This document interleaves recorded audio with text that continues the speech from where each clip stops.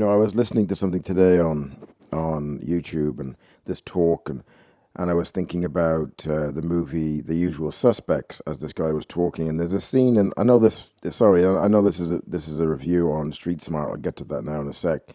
But I'm going to do a little tiny review of Usual Suspects as well. So just to get into that for a sec, that there's a part in Usual Suspects where there's a flashback, and the character of Kaiser Soze, these thugs break into his home and they hold his family hostage and his children with knives and guns and stuff like that. And you don't really see his face. He has long hair in the scene, and you don't really see his face. But anyway, he killed his own family to the stunned shock of the assailants that were going to kill his family, and then he killed them.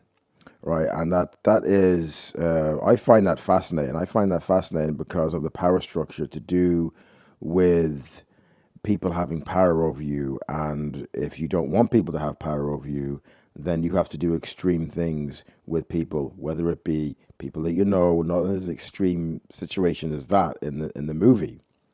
But the principle is still there, right? The principle is there of like, if you don't want people to have power over you, then you're going to have to take it into your own hands. So Street Smart, 1987, Christopher Reeve, Morgan Freeman, and loads of other people as well. Good cast of characters in this film. Kathy, I think it's not Kathy Bates, Kathy something else. She was very good, and she like played a prostitute girl in it. She was one of the standouts in the movie. And then there was this guy who was like the right hand henchman of Morgan Freeman's character, Fast Black, in it. He was very good. Pardon me. He was very, very good in it. And the film centers around this magazine writer called Jonathan Fisher, and he wants to do this article or this story on a hoodlum in the Bronx or in somewhere in New York. And his job at the start of the movie basically is to go around and hunt for people to interview and see if he can get this guy that's in his head, this fictitious guy that's in his head, to do a story. So no one really wants to talk to him. I mean, he stands out like a sore thumb anyway in the areas that he's going into, right? So, and even then, Christopher Reeve is going to stand out anyway, being so tall and having certain defined features on him, right? So, but even he always reminds me of a friend of mine. I won't name on here, but like he always reminds me of a friend of mine. He has a certain quality about him, right? So, and you're just not going to put him in certain situations like that, right? Which makes it interesting to view on screen because you're not gonna really think that he's going to go down to some of these places.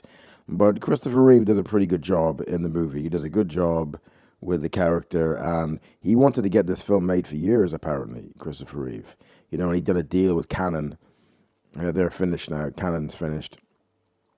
That if he done Superman 4, which was a load of crap, he, if he done that, then they would make this film Street Smart. They would fund it, right? So that's apparently what happened. So he does a good job in the film. So when he's writing the magazine article or trying to, he can't find anyone. So he ends up just making up the story, just making up a story off the top of his head. He's a writer, right? Imagination. That's it. That's what he does. Right, and then it's when the film starts to get interesting because Morgan Freeman's character gets into a bit of a debacle with his prostitute's trick for the night, and he ends up killing him by accident. It was kind of like an accident, really, right? He had a heart attack. He did hit him in a certain way, but he didn't. It wouldn't have really killed him if he didn't have a weak heart, right? So that's when the film starts to get interesting. So I don't know if I worded that right at the start about Kaiser Soze and the usual suspects. What I mean is I'm going to do a review on that tiny segment in the movie because I find it interesting. So Morgan Freeman's character, Fast Black, he's the guy that really is a standout in this movie. I think this is when really Morgan Freeman start to be in films more and more because based on this performance. And his character is interesting, man. He's an interesting character because I've met some of these people before. I've met them. I was in prison a little bit and stuff, and you'd meet these people, right? You'd meet these people that are really fascinating to be around, really fascinating. But it comes at a price because you never know when they're going to turn on you, right? And the best con men in the world are likable. They're not people you don't like. They're not people that kind of like, there's a certain danger to them, which kind of draws you to them. Christopher Reeve is kind of drawn to Morgan Freeman's character, Fast Black, in the movie because there's a certain thrill and excitement there when you go down that road. Right, and I've met some of these people before, even on a lower scale to do with people. The best con men are humorous. They're funny. You're like to be around them. They're kind of like, they're like movie stars in the real world kind of thing. They got this charisma and stuff, but they've got an edge to them where it's like, like I said a minute ago, you don't know what they're going to do, right? So, and Morgan Freeman takes on this part with relish. He relishes every scene in the whole movie. He's brilliant. I could go into some of the scenes, but like some of the reviews that I do on the movie is because I think that people, if they haven't seen these movies, watch them, rent them from YouTube, or go to, maybe it's on Netflix or some other streaming sites. Maybe, I don't know, but like they're definitely worth watching. So as the film progresses, Christopher Reeve's character, yeah, he made up this fictitious story, and then as he gets involved with this guy, Fast Black, he's out of his league. He's out of his league, so he ends up going to prison because he won't give the notes about the story because they're confusing the story that he had put in the magazine at the start, but it was all fictitious. And then so the court wants him to release the notes to see where Fast Black was and did he have an alibi and all that kind of stuff.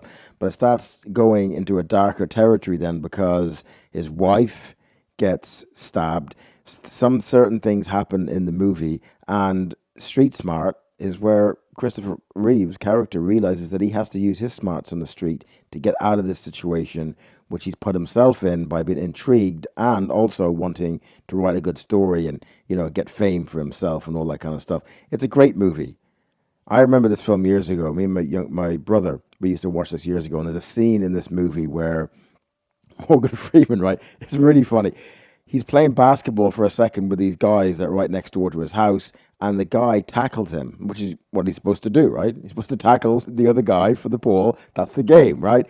And when he tackles Morgan Freeman, when he tackles Fast Black, he goes fucking ape shit, man. And the guy is petrified. He holds him against the wall, and Christopher Reeve and the other guy is kind of looking on, like, Jesus, like it's very, very, very, very funny. Really worth watching this movie. And another standout scene in the movie is where he's gonna take the girl that works for him, the prostitute, one of them.